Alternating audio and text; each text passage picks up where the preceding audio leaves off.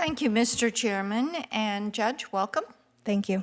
Appreciate you being here. I want to talk to you about your relationship with demand justice.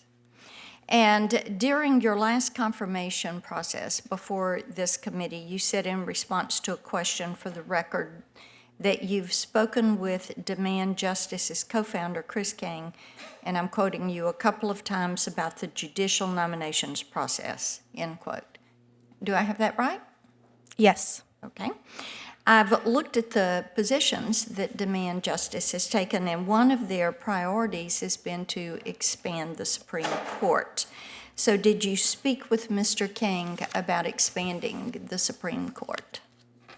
No, Senator Blackburn. My conversations with Mr. King were limited to getting advice and guidance on how the nomination process worked. It was quite opaque to me at that point, and so he provided guidance. Do you support increasing the number of justices on the Supreme Court?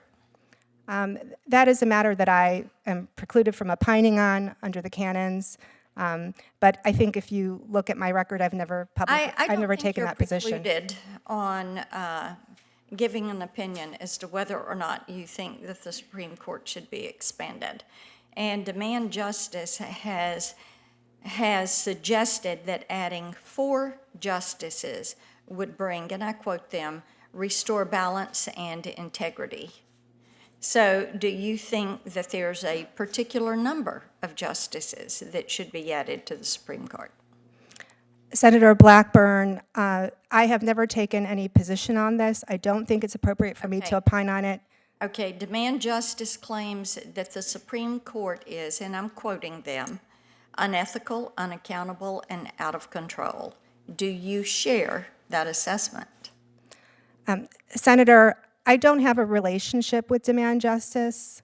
I've only spoken to Mr. King on a couple occasions several years ago. I'm not familiar with their positions, but I don't associate myself with those. Obviously, you respected him, or you wouldn't have called him and gotten advice from him. So that is what concerns me, that you would go to a far left-leaning group to get advice on how to come before the Senate Judiciary Committee. Senator Kennedy talked with you about your ranking, and you are, as he told you, number 1 at having the biggest backlog in the 7th Circuit, and you're number 7 nationwide with outstanding motions. And the thing, as I looked at this, Judge, what is very curious to me is how you're so out of step with the other district judges as far as managing your time and moving cases forward and actually making decisions. I looked at the alarm detection systems case, and you've had a fully briefed motion since September of 22. And then the Palladino Wells Fargo case you've had since November of 22. So I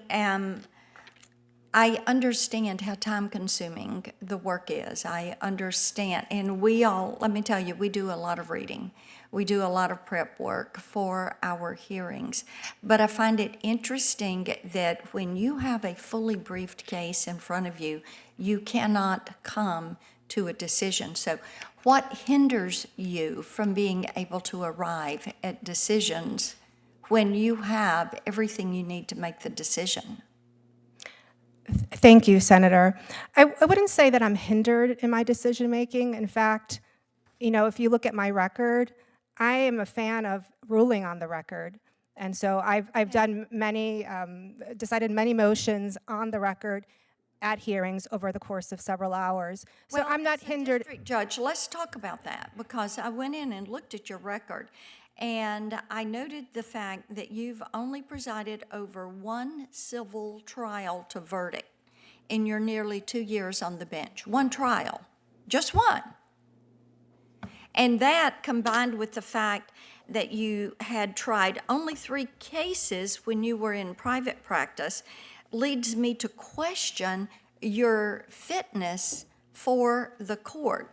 So how can you expect us to confirm you to the circuit court when in 2 years you've presided over one civil trial and your backlog is larger than nearly everyone else?